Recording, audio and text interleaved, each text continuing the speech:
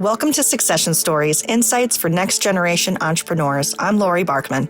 I've spent my career bringing an entrepreneurial approach to mature companies struggling with change. As an outside executive of a third-generation, 120-year-old company, I was part of a long-term succession plan. Now I work with entrepreneurs, privately held companies, and family businesses to develop innovations that create enterprise value and transition plans to achieve their long-term goals. On this podcast, listen in while I talk with entrepreneurs who are driving innovation and culture change. I speak with owners who successfully transition their company and others who experience disappointment along the way. Guests also include experts in multi-generational businesses and entrepreneurship. If you are a next-generation entrepreneur looking for inspiration to grow and thrive, or an owner who can't figure out the best way to transition their closely held company, this podcast is for you. Mary Richter is a shareholder at Schneider Downs, one of the 60 largest accounting and business advisory firms in the United States. With her firm, Mary works with many privately held companies, and she was a catalyst for formalizing a practice group for exit planning and succession advisory services. When it comes to succession, it takes a realistic and objective approach to getting the oars in the same direction at the same speed. Mary's stories about successful transitions and common pain points are helpful if you're starting to think about the process for your business. Mary, it's so great you're here today with me. I really appreciate it. I wanted to tee up to our listeners how we met. We met a few years ago at a networking event, and you struck me as someone who enjoys lifting up other people. And we were in a small group, we introduced ourselves, and everyone shared one thing that we needed help with. And your responses to everyone were sincere, actionable, and you showed up, so to speak, when I followed up with you, and I'm sure when other people did too. So I wanted to thank you for that, and I wanted to thank you for being here today. Well, thanks, Laurie. I appreciate those words. My philosophy is all about connections, because you never know when you can help someone and when they can help you. So great. I'm glad you felt that. So I'm excited to talk to you about the work that you do with family businesses. And I wanted to start with talking about you and your firm, Schneider Downs. How long have you been involved with exit planning and succession advisory services? Well, although we've branded it recently, Schneider Downs has been helping businesses, closely held businesses, since its formation in 1956.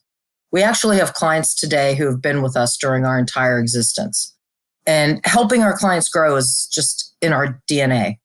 We've always grown by finding ways to help them, surrounding our clients with services that they need. Exit planning and succession services is just an extension of what we've always done. We actually have a very large base of diverse clients from industry, size, complexity, and footprint. And as a result, our service offerings have evolved beyond traditional tax and accounting. We have a retirement plan group, data analytics practice, cybersecurity, technology group, private family office, wealth management, business advisory, and investment banking arms. We also work with public companies. So you can see there's a lot going on in our firm. So while many of our clients start with traditional audit and tax reporting, as we get to know them, we focus on providing planning opportunities to minimize tax, build wealth, improve business process, assist them in evaluating risks, and help them to improve by better utilizing data and technologies. In short, we really try to partner with them to help them grow. And as you can see, succession planning is a natural evolution of that. And the type of work that you do, you did a great job of sort of explaining there's a big range of things. And you mentioned that the group only recently has been created, this exit planning group, but the services you've been providing for years. And we've gotten to know each other. We've had conversations off of this call. Mm-hmm. And you had shared, I thought, something really interesting about innovation. Mm-hmm. Because one of the things I like to talk about with people who are in traditional businesses, and I would definitely put an accounting firm in that category. I think it's pretty traditional. And you don't typically hear about new business creation in a firm like yours. And of course, it's happening. It's just not top of mind for those of us that are maybe not in the industry or not within that firm. And I wanted you to share just a little bit about that. Can you tell me about the innovation training Sure. that your firm has gone through, and for you personally, and what it's meant to you and maybe how that brought you to your role in helping to create this new practice group. Sure. Yeah. So I think we too recognize accountants not normally known for being innovative, but we're trying really hard. We have a bunch of type A partners who want to do the right thing by the firm, by the clients, by their families, by the employees. And so we are always looking for different ways of what can we do next. And so we had our shareholders and C-suite participate in a 2-day innovation training. We brought in some consultants and we went through a series of exercises to say, basically, how can we be better? How can we do things better? What else can we be doing? What do we need to do to continue to grow? What other services can we be offering? And that was across the partnerships, the partners in the firm. There's about 50 partners and a few C-suite folks. And we just talked about new ways to work both internally and externally. Everyone is enthused by it, but it's a little bit hard, right? We had to let go of traditional ideas and get creative. And so out of that, we had already been germinating this idea about succession planning as a service. And we talked about, the national and regional demographics, and we knew that there's a big need, and we knew that we provide a lot of services in that area. So how can we create a multidisciplinary team and a plan and take a holistic look, work holistically for the organization and the owners? And so out of that was the start. That was one of the ideas that the partners felt was, something we should continue to work on. And so we did. And so we designed a process to identify, craft, and execute a plan to help clients with their biggest areas of need prior to a sale, prior to an exit, whatever that exit might be, to increase their value. So, if you're talking about a closely held business with 20 million in revenue, maybe they're worth 20 million, maybe they're worth 50 million. If we can increase that value or by working with them, helping them address their issues, why wouldn't they do that before they sell? I think it's pretty clear. It's a no-brainer. It's a great spot to be. And I know there's a variety of surveys out there. I like to talk about the Exit Planning Institute. I think they do a nice job. Mm-hmm. One of the surveys that they did not too long ago was regarding measuring how trusted different advisors were. Mm-hmm. And I think it's notable that spouse was at the top. I guess that's good. That's good, right? Who do owners talk to? And accounting professionals are amongst the top. And that really resonated with me. And I thought about it for our discussion today. And because of the work that your firm is doing, I thought that was really important to underscore. So when you developed your plan and developed the concept, did you talk to business owners themselves to sort of understand their pain points and sort of bringing this service to market? Yeah, we talked to a lot of different people. And in fact, it was in talking with a particular client who's not really in this demographic, but, just having conversations with clients as we like to do. Really, he commented there's so many businesses out there that need help. And we're like, well, as a matter of fact, we're working on that. I think everybody recognizes the baby boomer generation is large. There's a lot of wealth tied up in that generation. And not all of it's going to go to family members. Either they don't want it, they're not capable, they're not there. So, there has to be a plan. And one of our partners said it best during our planning, you have a plan. It may not be the plan you want. So let us help you make a plan that you do want. Control your own destiny. Don't wait for somebody else to make your destiny for you. Yeah, control your destiny, make a plan. There was one of my recent episodes where I was talking to someone who works with multi-generational businesses, and his comment was, you might have a plan. It might be in your head, but is that really a plan? If it's not written down, it's not well thought through, and it's not something that we can execute on. And it leads to risks, exposure if there's a divorce, if there's a disagreement, if there's unfortunately an untimely death and those things. And so the preparation is super important. But there's also, as you mentioned, various pain points regarding business transitions because they just might not be ready. And I was hoping you could talk about that. What do you see as the biggest pain points related to business transitions? So there are many, of course. I think, as you alluded to, people don't really have a plan or haven't worked through their plan. That's one of the biggest issues. And really underlying that in most cases is communication. That's especially true for family businesses where personal dynamics often intersect with the business dynamics. Sometimes people are in the wrong roles by default. Everyone knows these things, but they don't really have the courage, or they don't want to hurt somebody's feelings, so they work around it. Of course, that creates business issues, but when you're trying to exit, that's even more exacerbated. Another area that's often overlooked that I think is crucial is the owner or CEO or whomever is the selling party understanding what's next for them. What's the owner going to do after transition? It's simple things to think about. If you don't own the company, you're no longer in charge, even if you're going to work every day because you have some type of employment agreement. Can you handle that? If you've been with this business for 40 years and all of a sudden somebody else is telling you what to do, I think we can't underestimate that. That's really hard. What do I do with my day if I'm not going to work? It is crucial, in my opinion, to align those personal, business, and financial goals in this process. If you can't do that, if you don't do that, you'll never find fulfillment, and no amount of money is gonna make you feel better about that. And lastly, I'll point out, it's really difficult for all of us to look in the mirror and point out flaws. We get used to how things are. We overlook issues because we don't know how to deal with them, or, they just been there. It's just the same as every day. A buyer will not have the same approach. So you need to prepare in advance and maximize the business's value before you exit. Not only will you get a higher sales price, but again, you'll find fulfillment, and you'll leave a better legacy for your family name, your family members who might continue, the community, etc. I think that's a really important point. I just want to underscore about the fulfillment and the legacy and what to do when you're not in the business anymore. I've had some conversations with people about that, and I'm starting to really hone in on it as an opportunity for advisory. That's one of the things that I'm doing as well, is working with people to help them craft their vision, especially if they're in a what's next time in their life. And selling a company certainly fits that bill. And it's not an easy thing.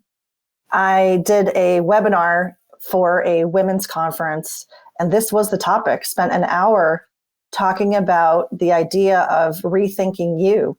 And I can only imagine what that feels like if you've been in a company, your name is on the door, and you have to then separate and rethink, well, what's next? And certainly family offices and philanthropy, if they're in a position to be able to pursue those passions, is a very fulfilling thing. Maybe they want to go sit on a beach, or maybe they want to start another company, or maybe they want to travel around the world. And everyone's answer is different and unique. But what I've found is working with people to craft their values, their vision, their mission, their purpose. It may be a pathway to opening their eyes to something they hadn't considered before. And with this time and money on their hands that they didn't have, that time probably being the biggest factor, it's an opportunity to open doors to new things and go on that, pursue a path that they never had time to pursue before. And that seems to be a very fulfilling thing for me, to work with people on that. I think that's a great comment. And really, people think, oh, I'll have all this money. My life is great. I'll be golden. But, if you don't know what you're going to do every day, you're not. And that third leg, that personal piece, there's the business, the financial, and the personal. That personal piece, if you're miserable every day, that money's not going to compensate you for that. And, most people want to take care of their family, want to take care of the financial needs, but that personal piece is so important. And you're right, maybe it's philanthropy, maybe it is sitting on a beach, maybe you always wanted a boat. That's fine. But you need to think about those things in advance, so that you can structure the rest of your life, or at least the next year, or whatever it is, in chunks. But you cannot overlook that as a business owner, and anybody that's working with businesses and business owners who want to exit, that is so crucial to consider, because your client might have a very monetarily successful transaction, but at the end of the day, they might not be happy. And so how can you help them kind of with the big picture, the whole picture? Yeah, the whole picture. And I'm curious for you, you've been doing this a long time. You have a lot of specialty, you've talked to a lot of clients. What is something that stands out to you that you wish you had known in this transition process, helping businesses transition, helping owners, that if you were going to rewind and kind of go back to advising on a certain scenario, is there something in particular that stands out? Is it the personal side? Is that what it is? Or is it something else? I think it's so hard to answer that. To me, so in order to be the best advisor I can be, right, my job is to be the quarterback, the facilitator. Sometimes it's to be the shoulder to cry on, but sometimes it's to be the taskmaster. And I think that's really hard. No one wants to be the mean person in the room. But I think sometimes we all have to be kind of the one that makes people face facts. And as an advisor, you don't want to get your client mad, but I think trying to do the right thing all the time by the client, that is pointing out their flaws and finding a good way to do that. I think we try not to do that, not to upset the client. We've had long relationships with them. We don't want them to feel badly, but I think it's really important to be as objective as you can, because at the end of the day, you really are doing the right thing for the client, and the client will recognize that. It may be painful. It may be very painful while you're going through that, but I think that's my job. That's our jobs as advisors, is to try and take off that friend hat and put on the advisor hat that's objective. That to me is really a hard lesson to learn, and it's like that with all service that we offer, but particularly when it's something so personal as someone's business that they've spent a lifetime building. I can imagine the emotional side. And you said sometimes you're the shoulder to cry on. I can understand that might be the case, especially if things have not been going the way that they've envisioned. Mm-hmm. And we've all probably heard stories that, hey, it's been fabulous. Look what happened here. But then there's stories that, wow, this just did not go the way. It's funny. People ask me, oh, you have any issues getting people for your show? And I said, no, everyone I've talked to has said yes. The only two people that have said no are because there were very emotional things that happened related to the transition of their family's company. And otherwise, they're not ready. They said, yeah, I'm interested, but I'm just not ready. And so that speaks to how raw some of these things are. Mm-hmm. And it can be because perhaps the value just wasn't there. Something crashed in the deal, or it was a bankruptcy and it just didn't go that way. And I was wondering if you could share any stories about business transitions that didn't quite go the way as expected. Yeah, I can. So I just want to step back. If you think about it, if you look at the statistics, it's really only about 20% of small businesses that are up for sale in any 1 year that sell. So if you think you're going to be in that 20%, good for you, but think about all the work that has to get there to be in that 20%. Also, half of the owners who try to sell their businesses alone fail. So, and the people that do sell aren't getting the price they want. They're only getting 60 to 70% of what they want. Now, these are statistics compiled from interviews with owners. So they may even be understated if you think about it that way. Yeah. The point is, we see that all the time. Clients come to us and say, we got an offer, we're going to sell. Oh, this is a great deal. It's a great combination. Everything's great. We had dinner. We shook hands over it a couple of times, and everybody wants the same thing. The buyer, we're going to work with them. They want a successful transition. They're really nice people. We can work with them. So newsflash, the buyer's working in their own interest. Why would you not protect yourself? Most people here focus on the purchase price. They're like, okay, this is a great price. I can trust the buyer to do everything. You can't. You cannot do that. You have to spend the time. There are no shortcuts in this business. You need to protect yourself, your employees, your family, whatever your motivation is. You can't just rely on a handshake. And we've seen that a couple of times. This is a great combination. We're going to bring somebody in. They're going to put capital in the business, help us continue to grow. Well, guess what? Now they own the business. They just gave you $100 million. Do you think that they're not going to want to say? I mean, that just doesn't happen. And we've seen that several times. So, it's important to spend the time, get the right advisors around you, whoever they may be. And more than one. Investment banking is great. We have an arm that does that, but there are other people you should be talking to. Your friends who have sold businesses, they can tell you what didn't work for them. Other advisors, accountants, attorneys, etc. Use the people that you've surrounded yourselves with for years to help you. This is the most important thing you're going to do for a while, right? Maybe ever. So make sure you take good counsel. Yeah, that's good insight. And some stories where things really worked well. What stood out? What was part of that formula? Was it surrounding yourself with the really good, solid people, having the peer group, something like a YPO if you're a president and able to participate in that type of organization? So I will boil it down to success is different meanings to different people. But in my mind, it's always about communication. So I've seen transitions within family ownership where the lead has passed to different members of the family. I have two very, very good cases, but they did it thoughtfully over time.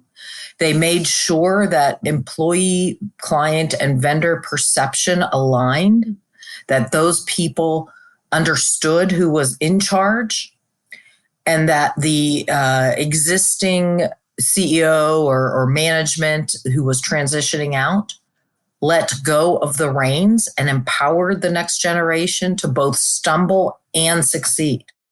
People have to know that the next person is in charge. Otherwise, you're going to have employees coming to you. You could undermine that. That's not a good plan. And we've also seen in cases where, to your point, maybe the business isn't really worth what you want it to be worth. It's generating cash. It's positive income, but, maybe not a lot of growth. And we've seen exits. People think about, what am I going to do? I can't really sell it and get a lot of money. I can get some money. How am I going to do this? But I got all these people I want to keep employed. And so we've seen successful transition to ESOPs or employee stock ownership plans. That's where the employees effectively buy the company and they fund it with the operations of the business. And that could be a win-win. It could be tax beneficial for everyone. It could be a win-win in the right situation. So, as an owner, you need to think about all the different ways you might be able to exit. It may be family succession. It may be sale to an outright third party. You might need to look internally to your employees. The ESOP is a really interesting option because it sure seems like a win-win, as you mentioned. And if there is a second or third or fourth generation being mentored and groomed, then that obviously can be a win too. There might even be a skip generation where a company brings in outside executive until that generation is ready. And you and I probably know a couple of those companies here in the region that have done that successfully. And all of those things are great. And as you said, there's no one formula. So having a plan doesn't prescribe one solution, and working with clients to figure that out, that strategy is part of it. One of the things that intrigues me is the growth side. One of the things that I like to do is work with clients on their growth strategies. And I'm always very intrigued by that perspective of, I think my value is here, but I'm here, right? There's a gap, there's a disconnect. And can firms get from A to B over time? Have you found that to be the case where if they develop a strategy, develop an action plan, hold people accountable to it, align the teams, get the oars rowing in the same direction, that can make a difference over, let's say, a year or two or longer? Absolutely. That's what we're trying to do. And I'd say not only do we align the oars going in the same direction, but at the same speed. And so, yes, business process reviews, right? So looking at your business, there's some things that are easy. How are your receivables? How quickly do you bill? Can you produce financial statements in a reasonable amount of time? Do you know what kind of money you're making? Do you understand the difference between EBITDA, which is a term often used for deals, right? And cash flow. Those are two different things. If you're looking for an outside buyer, they're going to be looking at your earnings, your EBITDA. But if you're, trying to live a lifestyle, you're looking at cash flow. So those are two different things, and we can improve your EBITDA. We can help you improve your business processes, things like, even just your manufacturing layout. Does it make sense? Are you running back and forth? These are not novel ideas. These are just good business practice put into action. It's just about rolling up your sleeves, looking at the things that need to be addressed, and just picking them off one by one, starting with the highest need. Maybe sometimes you start with the things that are the easiest, right? If your receivables are bad, if they're late, get somebody to call clients and say, hey, can you pay us, please? It's not rocket science. It's just fundamental things that need to be done. And, in a closely held situation where you may or may not have a good financial backgrounds, this is where having an advisor can really help you. Yeah. When I was running a company, one of the things that we ended up doing was renegotiating payment terms. Mm-hmm. And it was worth a lot of money to us. And so there, to your point about the operational things, maybe they're things you're looking at every day and you just think, oh, this is how it is. And you just need a fresh eye. That's right. A fresh perspective. And it can add to the bottom line quite considerably. And today's data tools are just the tools that are available via data analytics really help point those trends, help show us those trends. So I think, it's important to use the tools that are available to you. There's a million of them, right? Or you can have something designed, but it's important to just do the fundamentals in your business. That cash flow, you can make that cash flow so much better by just reducing your day sales outstanding or your AR receivables by a small margin. And it all goes to the bottom line. Absolutely. So I want to switch gears a little bit and talk about what you're seeing in the market regarding the pandemic. Mm-hmm. There's an internet meme circulating around EBITDA, which is coronavirus. And what are you noticing? Are you noticing in conversations with clients that there's more readiness to sell, less readiness to sell, just thankful the business is sustainable and they are just talking about cash flow and sort of the resiliency factors of keeping the business going? Or are you finding that maybe that there's a change in perspective around that readiness to talk about ownership transition? Well, what a strange time we're in. I don't think, that's such an understatement. So as you said, looking at business processes, I think people are looking at that more now, right? I mean, renegotiating terms, that's the first step, right? All business owners are trying to make sure we're collecting our receivables, keeping on top of any issues that might be there, trying to do the right thing for clients, customers, vendors. But yeah, we're absolutely seeing people thinking about this more. Right now, I think there's a little bit of, we don't know what to do next because we're waiting to see what happens. But I think there's some movement towards movement. Time is not on their side for the baby boomers, right? I mean, they're aging out. The last 3 months have probably made them realize that they need to do something soon. So those that only had the plan in their head are starting to think like, we probably need to get that on paper now, or we've seen what happens when you have a transition that wasn't planned, right? We've just all lived that. There are those that have just said, I have had enough. These last 3 months, I have worked harder than I've ever worked before. I've had to deal with all this crazy new stuff like social distancing. And do I need to wear a mask in my own office? I'm done. I am out. I want out. So we do see that. And then we see, people that are like, oh, as you said, we're grateful that we're holding our own. What do we need to do to continue to grow? And we're so much more fortunate than other companies. And so they're right for, okay, well, hey, we realized we really didn't plan for these 5 things. Now we can look at those things and address them. So again, just good business practice. Again, something that looking at things in a fresh light might have brought something else up from the background. And so now we can work on those things. We also see some willingness in the market to buy. As I said, it's a little bit unsteady right now, but everybody's looking for a bargain right now. There's companies out that won't survive. So, hey, maybe I can get a deal. PE firms do have some money. The pace of deals, depending on the industry, has been a little bit slow in some cases. In other cases, it hasn't stopped, right? It's kind of hard to do due diligence when you can't physically go and look at a business.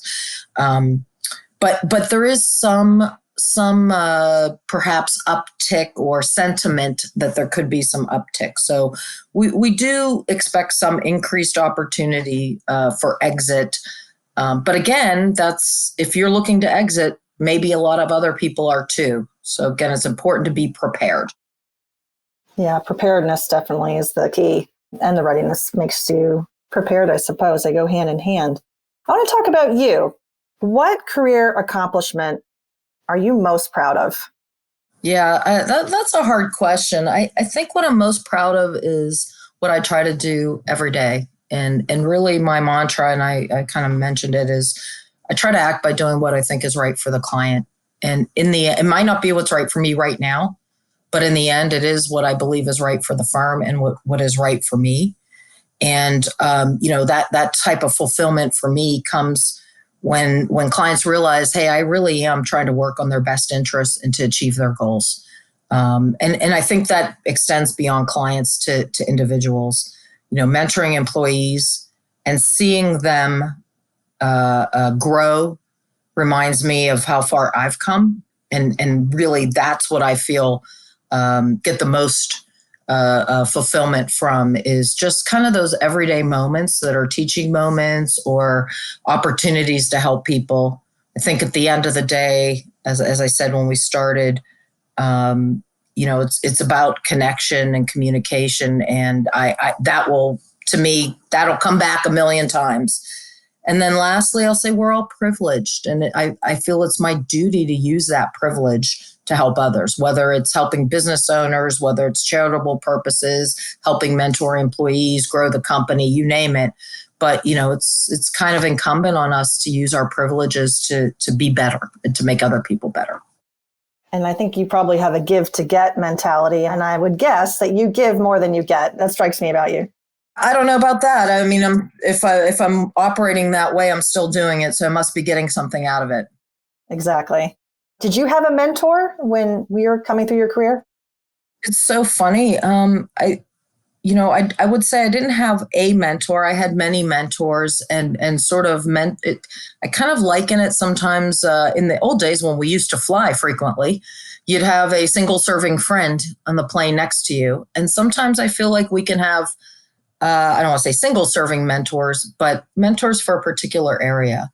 And so I've had lots of those. I've been fortunate. And I, for young people that might be, or people that are looking in their career for some guidance, I urge you to talk to a lot of people, right? You learn from everyone, whether it's a peer, whether it's your boss, whether it's a client, a friend.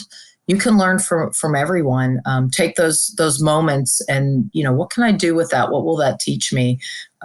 Store it away. You might not use it today. You might use it some other time, but, keep that in your playbook. So, Mary, is there anything I should have asked you about, but I didn't? So one of the things I'd say is most people don't know how to start. What do I need to do to think about exiting?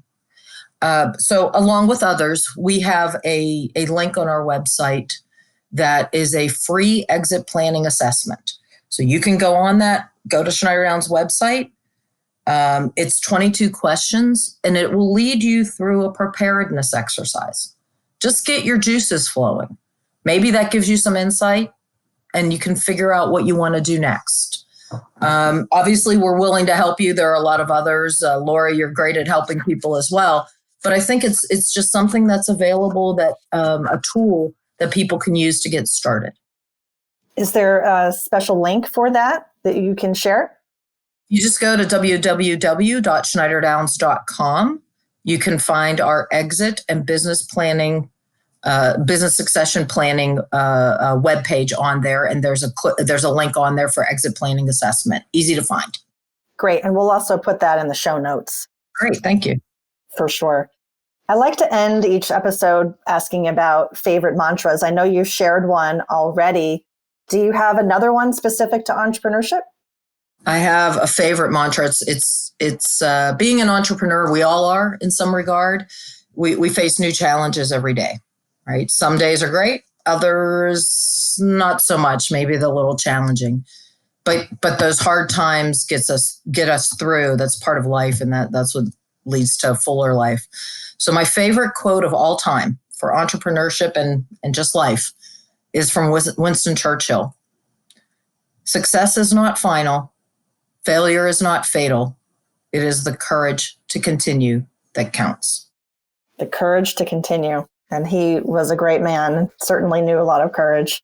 Mary, thank you so much for being here. Thank you for talking about Schneider Downs, your career, the things that keep you motivated and providing great service for your clients. It was great to talk to you today. Thanks, Laurie. It's my pleasure, and I appreciate all you do for your clients. Thank you. Thanks for listening. I hope you enjoyed the episode. 3 things before you go. 1, follow Succession Stories podcast on LinkedIn. Join the community to share feedback, submit questions, and ideas for future episodes. 2, if you want to develop a roadmap for your business to innovate, transition, or grow, message me, Laurie Barkman, on LinkedIn about VIP consulting. And 3, if you enjoyed the episode, hit 5 stars in Apple Podcasts and share with friends in Good Pods. Thanks again for tuning in.